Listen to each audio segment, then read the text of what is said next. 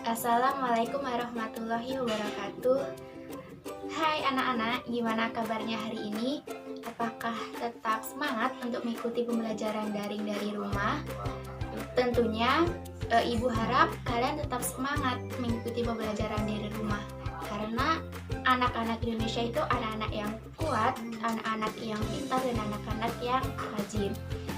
Di sini Ibu Yolanda Pola Kredibelia akan menyampaikan materi tentang konsep dasar hak asasi manusia. Langsung saja untuk menyampaikan materinya, kalian simak baik-baik ya agar dapat bermanfaat bagi kalian. Simak video berikut. Tetap semangat. Pada pembahasan materi konsep hak asasi manusia ini, yang pertama akan dibaca itu tentang pengertian hak asasi manusia. Jadi, apa sih pengertian hak asasi manusia itu?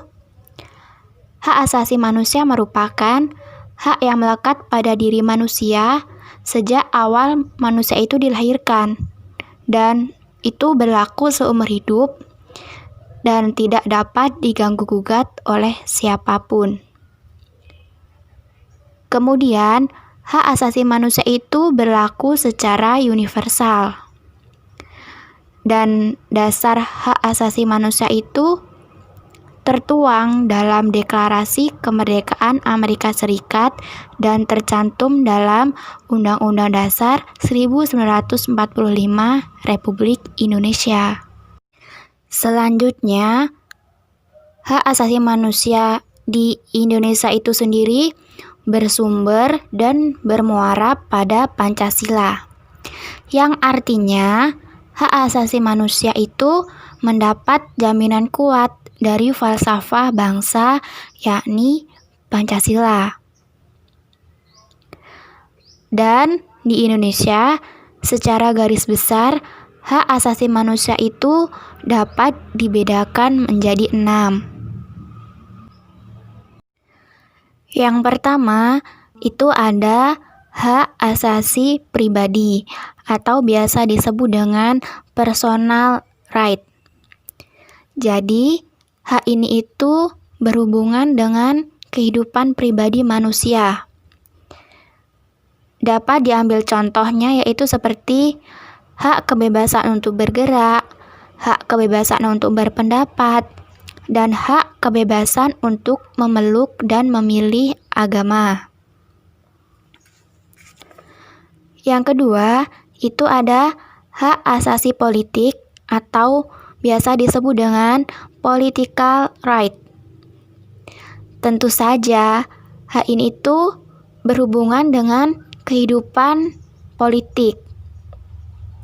Contohnya, yaitu hak untuk memilih dan dipilih dalam suatu pemilihan. Yang ketiga, ada hak asasi ekonomi atau property right. Hak ini berhubungan dengan kegiatan perekonomian. Segala aspek yang berbau dengan perekonomian. Contohnya, yaitu hak kebebasan melakukan jual beli. Biasanya sering kita temui perlakuan jual beli itu di pasar. Dan yang keempat, itu ada hak asasi hukum atau legal equality right. Hak ini berkaitan dengan kehidupan hukum dan pemerintahan. Dapat diambil contoh yaitu seperti hak untuk mendapatkan atau menjadi seorang pegawai negeri sipil atau yang disingkat dengan PNS. Selanjutnya, yang kelima itu hak asasi peradilan atau procedural right. Jadi, hak ini itu untuk diperlakukan sama dalam tata cara pengadilan.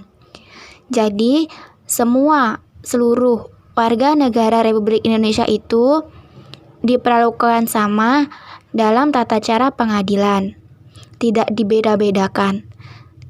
Contohnya yaitu hak mendapat pembelaan hukum di pengadilan.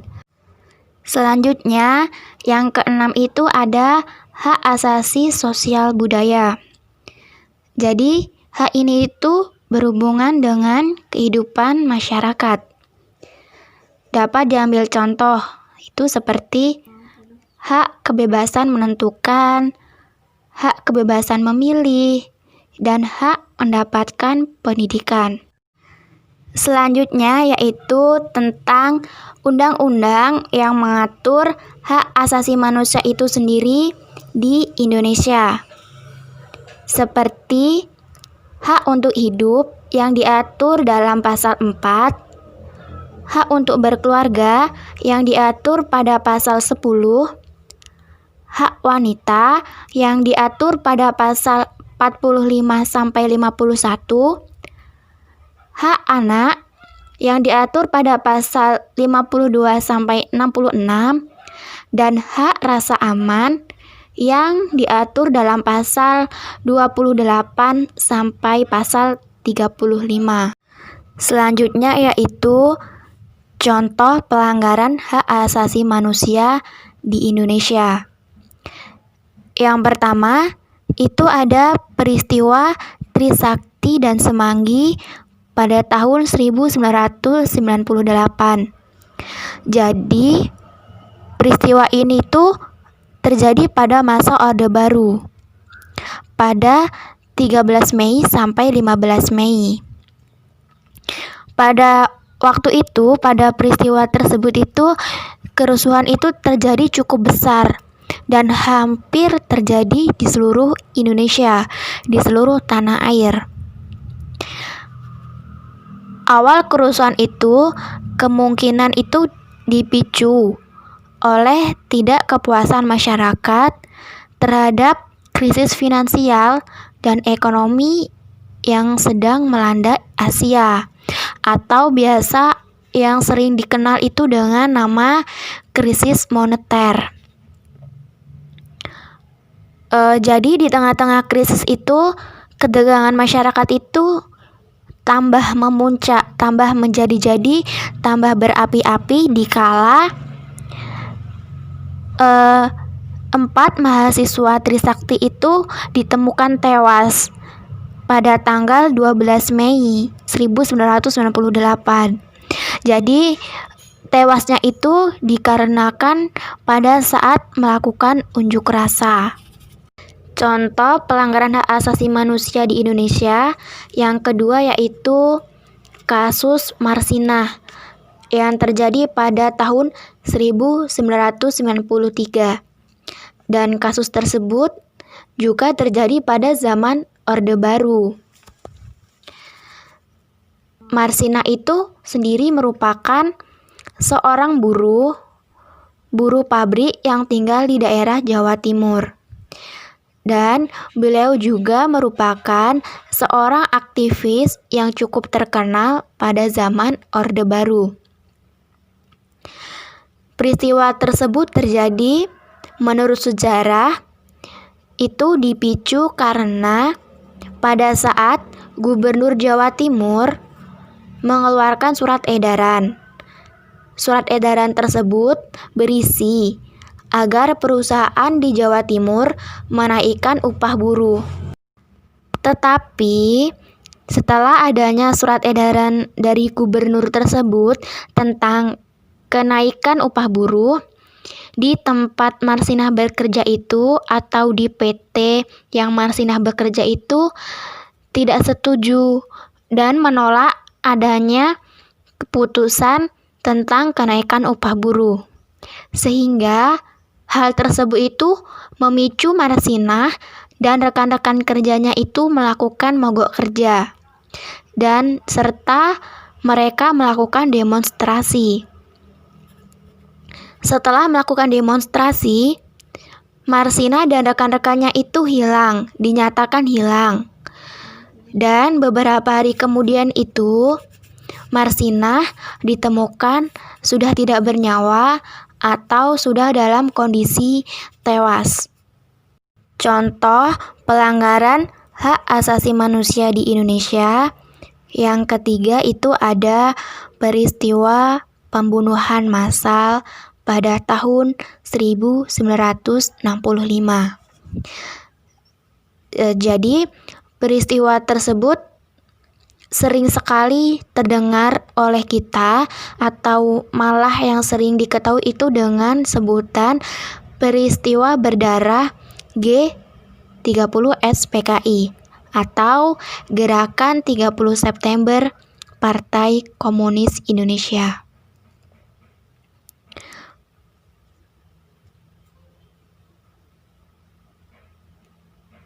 Jadi peristiwa tersebut merupakan salah satu peristiwa pelanggaran hak asasi manusia yang sangat-sangat kritis, yang sangat-sangat menegangkan dan mengharukan.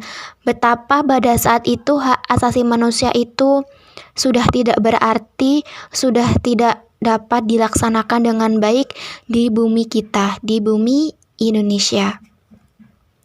Korban dari peristiwa ini adalah anggota PKI serta beberapa organisasi masyarakat lain yang dianggap itu senada, sepemikiran dengan anggota PKI tersebut.